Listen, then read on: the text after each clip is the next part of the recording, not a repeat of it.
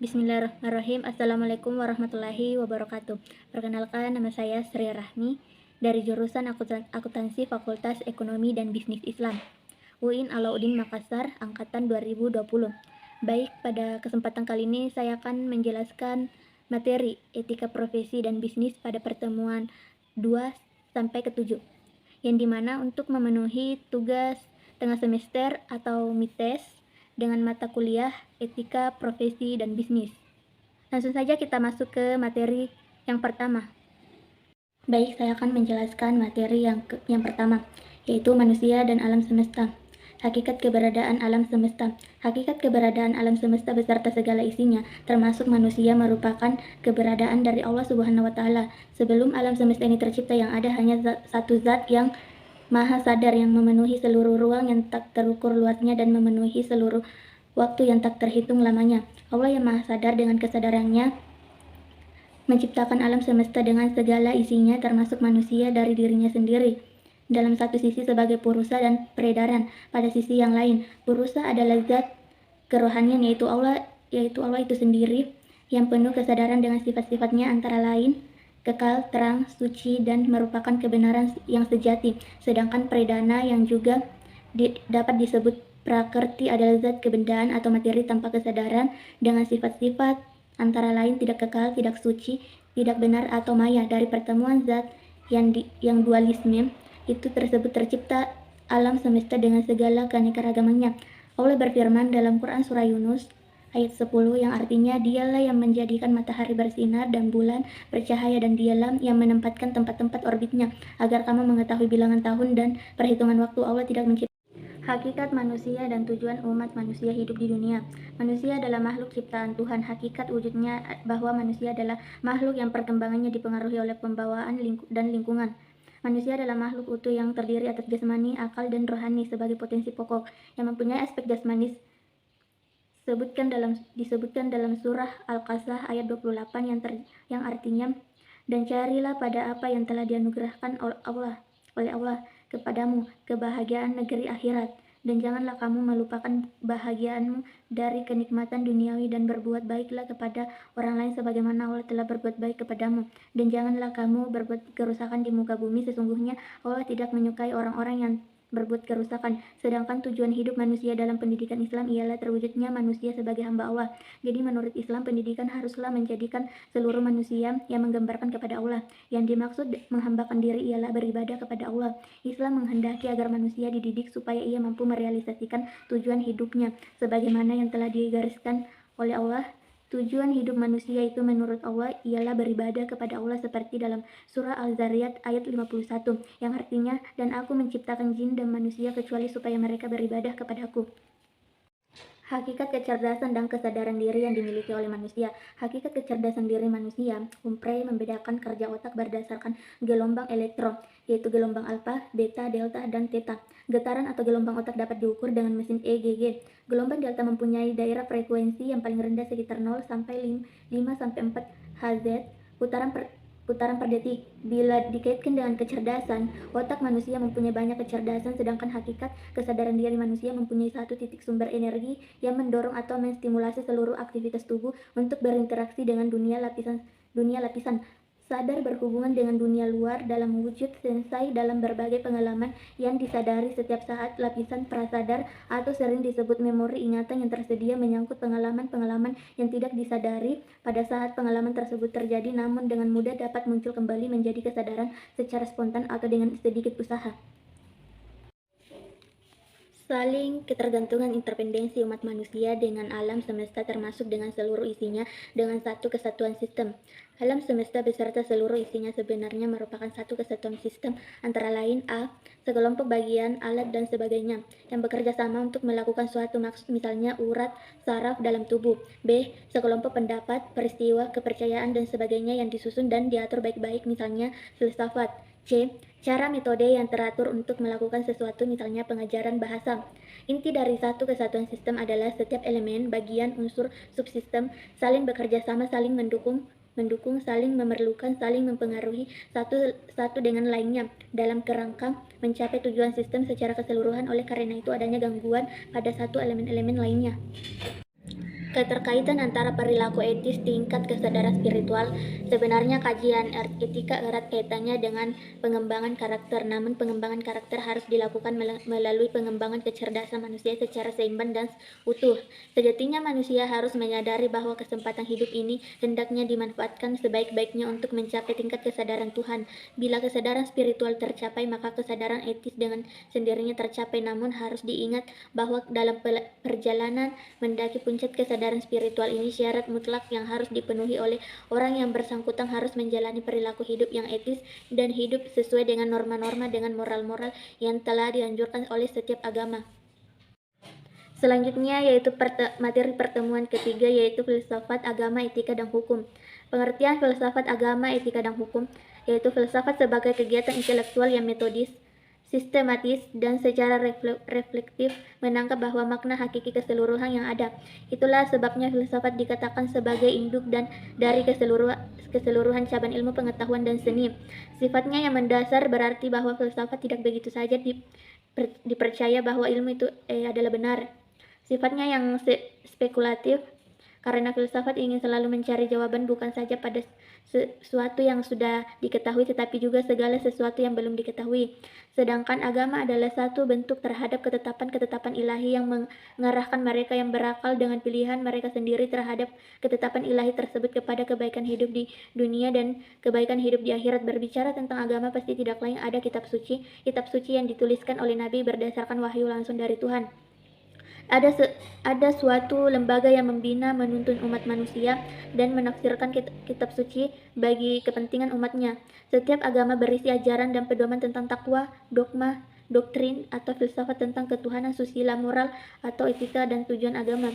Etika sebagai ilmu atau tata susila adalah pemikiran atau penilaian moral. Etika sebagai pemikiran moral bisa saja mencapai taraf ilmiah bila proses penalaran tersebut moralitas tersebut bersifat kritis, metodis, dan sistematis.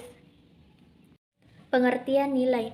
Pengertian nilai dari penjelasan tentang nilai sebenarnya dapat disimpulkan sebagai tiga hal, yaitu A. Nilai sebagai dikaitkan dengan sesuatu, benda, orang, hal. B.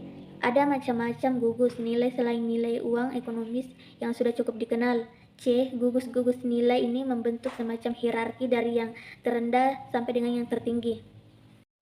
Hubungan agama, etika, dan nilai. Semua agama melalui kitab suci masing-masing mengajarkan tentang tiga hal pokok, yaitu A. Hakikat Tuhan, God, Allah, Gusti Allah, Buddha, Brahman, kekuatan yang tidak terbatas, dan lain-lain. B. Etika, tata susila. C. Ritual, tata cara beribadat. Tidak ada agama yang tidak mengajarkan etika atau moralitas. Dapat dikatakan bahwa nilai ibadah menjadi sia-sia tanpa dilandasi oleh nilai-nilai moral. Tujuan semua agama adalah untuk merealisasikan nilai tertinggi, yaitu hidup kekal di akhirat. Dari sudut pandang semua agama, tercapaian nilai-nilai kehidupan duniawi, nilai-nilai yang lebih rendah, bukan merupakan tujuan akhir, tetapi hanya merupakan tujuan sementara dan dianggap hanya sebagai media atau alat means untuk mendukung pencapaian tujuan akhir nilai tertinggi kehidupan. Persamaan dan perbedaan hukum, etika, dan etiket. Perbedaan etika dan hukum. Etika berlaku untuk lingkungan profesi, hukum berlaku untuk umum. Sedangkan persamaan etika dan hukum berfungsi sebagai sarana atau alat untuk mengatur tata tertib dalam masyarakat. Persamaan antara etika dengan etiket yaitu etika dan etiket menyangkut perilaku manusia. Kedua-duanya mengatur perilaku manusia secara normatif, artinya memberi norma bagi perilaku manusia. Dengan demikian menyatakan apa yang harus dilakukan dan apa yang tidak boleh dilakukan. Sedangkan perbedaan antara etika dengan etiket yaitu etiket menyangkut cara melakukan perbuatan manusia, artinya cara yang ditentukan dan diharapkan dalam sebuah kalangan tertentu. Sedangkan etika tidak terbatas pada cara melakukan suatu perbuatan, melainkan etika memberi norma tentang perbuatan itu sendiri, serta membahas tentang masalah apakah perbuatan tersebut boleh dilakukan atau tidak boleh dilakukan. Pengertian karakter dan hubungannya dengan etika. Etika membedakan baik dan buruknya suatu perilaku di masyarakat. Sebuah etika dapat membentuk karakter seseorang tergantung seberapa besar pengaruh lingkungan tersebut terhadap individu. Karakter seseorang akan terbentuk dengan sendirinya menyesuaikan dengan lingkungan tempat individu itu berada, karena karakter timbul dari dalam diri tiap individu.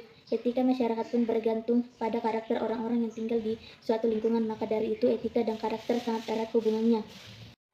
Perkembangan manusia seutuhnya berdasarkan pemahaman konsep-konsep dan hubungan antar konsep seperti kecerdasan, kesadaran, tujuan, nilai-nilai, kehidupan, karakter, agama, dan etika dalam realitas sosial. Kecerdasan yang dikembangkan hanya IQ dan kesehatan fisik sehingga praktis kurang atau bahkan lupa mengembangkan IQ dan SQ. Karakter positif hanya dapat dikembangkan melalui perkembangan hakikat manusia secara utuh dalam pengembangan manusia untuk perlu dikembangkan juga secara seimbang kecerdasan emosional dan spiritual di samping kecerdasan intelektual dan kesehatan fisik.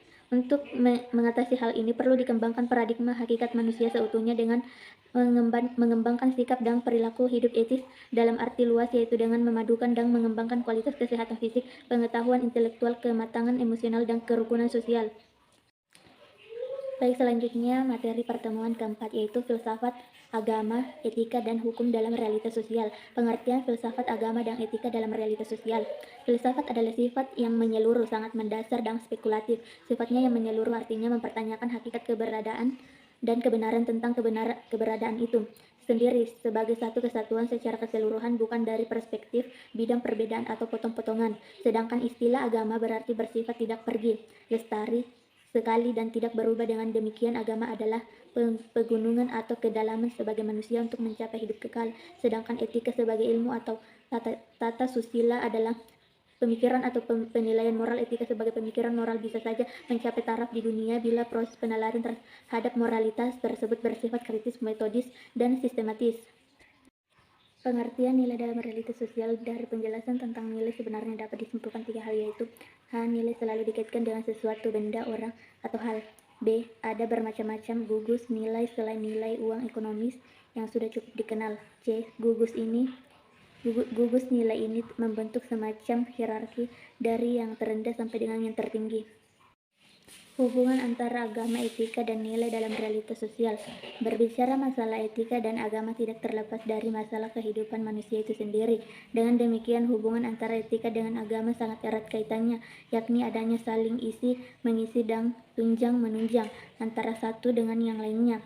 Etika mendasarkan diri pada argumentasi rasional, sedangkan agama mendasarkan pada wahyu Tuhan yang kebenarannya absolut atau mutlak. Persamaan dan perbedaan antara hukum, etika, dan etiket dalam realitas sosial. Perbedaan etiket adalah cara untuk melakukan perbuatan benar sesuai dengan yang diharapkan. Etika adalah niat perbuatan itu boleh dilakukan atau tidak sesuai dengan pertimbangan niat baik atau buruknya. Sedangkan persamaan antara etika dengan etiket yaitu etika dan etiket menyangkut perilaku manusia. Istilah tersebut dipakai hanya kepada manusia, tidak berlaku bagi binatang karena binatang tidak mengenai etika maupun etiket. Perkembangan manusia seutuhnya berdasarkan pemahaman konsep-konsep dan hubungan antar konsep seperti kecerdasan, kesadaran, tujuan, nilai-nilai, kehidupan, karakter, agama, dan etika dalam realitas sosial. Kecerdasan yang dikembangkan hanya IQ dan kesehatan fisik sehingga praktis kurang atau bahkan lupa mengembangkan IQ dan SQ. Karakter positif hanya dapat dikembangkan melalui perkembangan hakikat manusia secara utuh dalam pengembangan manusia untuk perlu dikembangkan juga secara seimbang kecerdasan emosional dan spiritual di samping kecerdasan intelektual dan kesehatan fisik. Untuk mengatasi hal ini perlu dikembangkan paradigma hakikat manusia seutuhnya dengan mengembangkan sikap dan perilaku hidup etis dalam arti luas, yaitu dengan memadukan dan mengembangkan kualitas kesehatan fisik, pengetahuan intelektual, kematangan emosional, dan kerukunan sosial. Baik, selanjutnya yaitu materi pertemuan kelima yang membahas teori-teori etika. Ketidaksamaan pandangan mengenai apakah etika bersifat absolut atau reaktif. Absolut vs etika reaktif sampai saat ini masih menjadi perdebatan dan perbedaan pandangan di antara para etikawan tentang apakah etika bersifat absolut atau reaktif. Para penganut paham etika absolut dengan berbagai argumentasi yang masuk akal meyakini bahwa ada prinsip-prinsip etika yang bersifat mutlak, berlaku universal kapanpun dan dimanapun. Sementara itu, para penganut etika reaktif dengan berbagai argumentasi yang juga tampak masuk akal membantah hal ini, karena mereka justru mengatakan bahwa tidak ada prinsip atau nilai moral yang berlaku umum. Hubungan antara manusia dengan perkembangan moral anak manusia. Perkembangan anak-anak dalam semua bagiannya dipengaruhi oleh abilitas mereka untuk membangun dan memelihara sebuah hubungan primer yang positif secara konsisten dengan orang-orang dewasa dan anak-anak lain. Hubungan hubungan primer ini berawal dalam keluarga tetapi kemudian meluas seiring berjalannya waktu termasuk guru-guru, anak-anak, dan anggota-anggota komunitas. Oleh karena itu, praktek-praktek yang sesuai dengan tahapan perkembangan seharusnya memperhatikan dengan baik kebutuhan-kebutuhan fisik, sosial, dan emosi sebagaimana halnya perkembangan intelektual. Berbagai teori etika yang berkembang, yang berperang, dan perbedaan antar teori etika yang ada. Etika teleologi tindakan berdasarkan tujuan yang mau dicapai dengan tindakan itu atau berdasarkan akibat yang ditimbulkan oleh tindakan itu. B. Deontologi. Pendekatan deontologi sudah diterima dalam konteks agama sekarang merupakan juga salah satu teori etika yang terpenting. C. Teori hak, yaitu teori hak merupakan suatu aspek dari teori deontologi karena berkaitan dengan kewajiban. D. Teori keutamaan, yang dimana keutamaan bisa didefinisikan sebagai disposisi watak yang telah diperoleh seseorang dan memungkinkan dia untuk bertingkah laku baik secara moral. Tantangan ke depan perkembangan etika sebagai ilmu. Etika sebagai ilmu menurut orang untuk berperilaku moral secara kritis dan rasional. Etika berusaha mengunggah kesadaran manusia untuk bertindak secara otonom dan bukan secara heteronom. Etika bermaksud membantu manusia untuk bertindak secara bebas tetapi dapat dipertanggungjawabkan. Selanjutnya materi pertemuan ke-6 yaitu hakikat ekonomi dan bisnis. Makna dan hakikat ekonomi, ilmu ekonomi, dan sistem ekonomi serta hubungannya dengan etika. Ekonomi berasal dari kata Yunani oikonomia, yaitu pengelolaan rumah, yang berarti cara rumah tangga memperoleh dan menghasilkan barang dan jasa untuk memenuhi kebutuhan hidup fisik anggota rumah tangganya, sedangkan ilmu ekonomi adalah ilmu yang berhubungan dengan produksi, distribusi, dan konsumsi. Sistem ekonomi adalah jaringan berbagai unsur yang terdiri atas pola pikir, konsep, teori, asumsi dasar, kebijakan, infrastruktur, institusi, seperangkat hukum, pemerintah, negara, rakyat, dan unsur lainnya yang semuanya ditujukan untuk meningkatkan produksi dan pendapatan masyarakat. Makna dan hakikat bisnis serta hubungannya dengan sistem ekonomi, tingkat kesadaran, dan teori. Sistem ekonomi jaringan berbagai unsur yang terdiri atas pola pikir, konsep, teori, asumsi dasar, kebijakan, infrastruktur, institusi, seperangkat hukum, pemerintahan, negara, rakyat, dan unsur terkait lainnya yang semuanya ditujukan untuk meningkatkan produksi dan pendapatan masyarakat terbagi atas ekonomi kapitalis dan ekonomi komunis. Ekonomi kapitalis merupakan adanya kebebasan individu untuk memiliki, mengumpulkan, dan mengusahakan kekayaan secara individu, serta dilandasi teori etika egoisme dan etika hak, sedangkan ekonomi komunis merupakan setiap individu dilarang menguasai modal dan alat-alat produksi yang dilandasi dengan teori etika altruisme, utilitarianisme, dan deontologi. Hakikat dan peranan bisnis serta seluk-beluk kegiatan bisnis ditinjau dari 5 dimensi: ekonomi, etika, hukum, sosial, dan spiritual. Ada 5 dimensi bisnis antara lain yaitu: 1. Dimensi ekonomi bisnis adalah kegiatan produktif dengan tujuan memperoleh keuntungan. 2. Dimensi etis. Berbagai teori etika muncul dengan penalaran yang berbeda-beda. Dimensi hukum. Peranan negara dalam hal ini hanya mendaftarkan, mengesahkan, dan memberi izin secara hukum atas keberadaan perusahaan tersebut. Dimensi sosial. Pandangan ini selanjutnya akan melahirkan paradigma dan konsep stakeholder dalam pengelolaan perusahaan. Yang terakhir, dimensi spiritual. Dalam kenyataannya masih terdapat banyak pelaku bisnis dan oknum stakeholder yang belum sepenuhnya mengikuti ajaran agama dalam menjalankan praktek bisnisnya. Paradigma pengelolaan bisnis dilihat dari teori pemangku kepentingan stakeholder dalam analisis kegiatan bisnis. Pemangku kepentingan stakeholder merupakan semua pihak, orang, atau lembaga yang mempengaruhi keberadaan perusahaan dan atau dipengaruhi oleh tindakan perusahaan. Perilaku para eksekutif inilah yang sebenarnya sangat menentukan keberlangsungan perusahaan sehingga mereka dituntut untuk bersifat etis dan punya tingkat kesadaran transendental atau tingkat kesadaran spiritual. Dampak kegiatan bisnis dan kaitannya dengan konsep Corporate Social Responsibility atau CSR. Munculnya isu pemanasan global, pelapisan lapisan ozon, kerusakan hutan, kerusakan lokasi di sekitar area pertambangan. Pencemaran air akibat limbah beracun merupakan dampak negatif dari munculnya aktivitas bisnis yang hanya berorientasi pada keuntungan semata, tanpa mempedulikan dampak negatif yang merugikan masyarakat dan bumi ini. Munculnya konsep Corporate Social Responsibility atau CSR, analisis stakeholder dan sejenisnya merupakan respon atas tindakan yang telah merugikan masyarakat dan bumi ini. Selanjutnya, materi pertemuan ke-7, Good Corporate Governance. Apa yang dimaksud dengan GCG? Good Corporate Governance atau GCG merupakan sistem yang mengatur dan mengendalikan perusahaan yang menciptakan nilai tambah value added untuk semua stakeholder.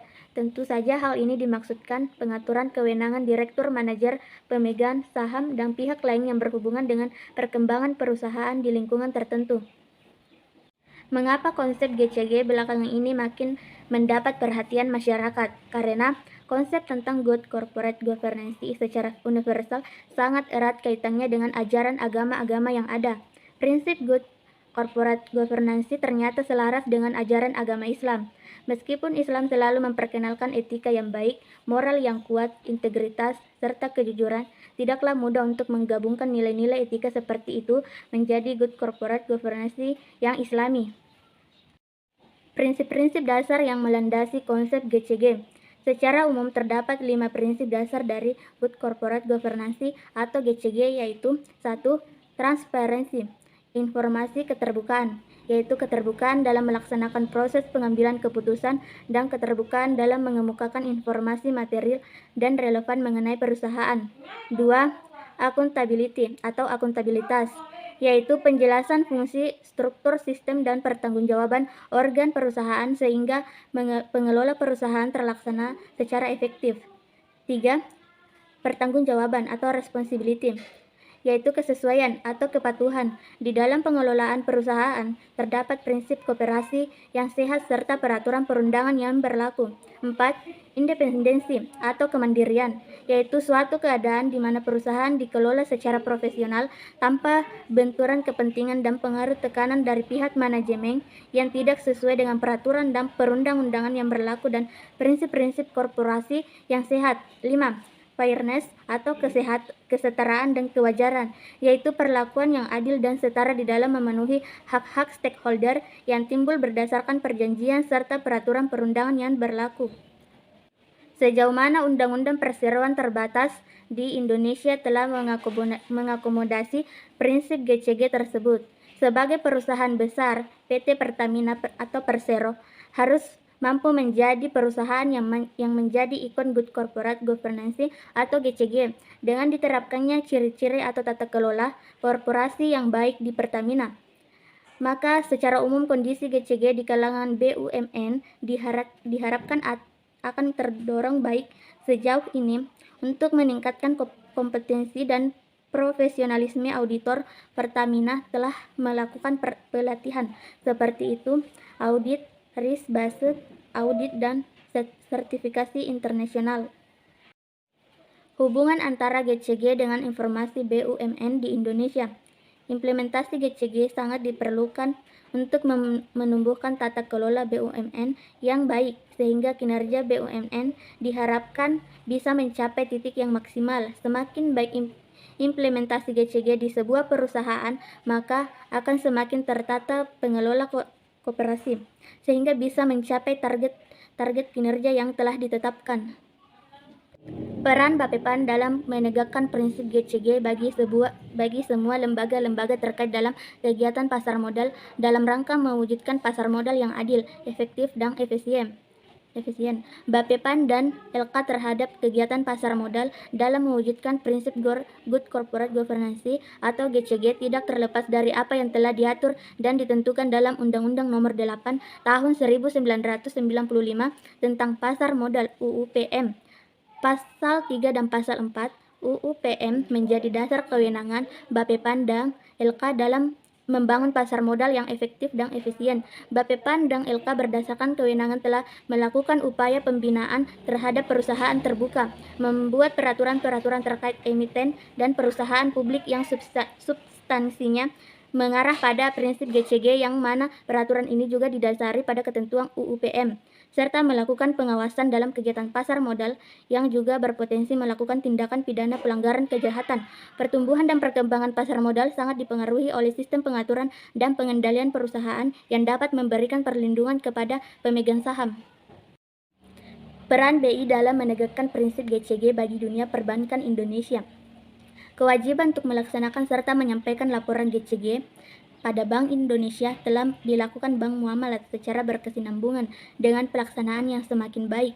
Hal ini merupakan wujud dari komitmen Bank Muamalat dalam melaksanakan Peraturan Bank Indonesia atau PBI tentang pelaksanaan Good Corporate Governance bagi Bank Umum Syariah atau BUS dan unit usaha syariah atau disebut UUS, terutama pasal 62 dan pasal 63 mengenai kewajiban bank untuk menyampaikan laporan pelaksanaan GCG kepada Bank Indonesia atau BI dan pemangku kepentingan lainnya.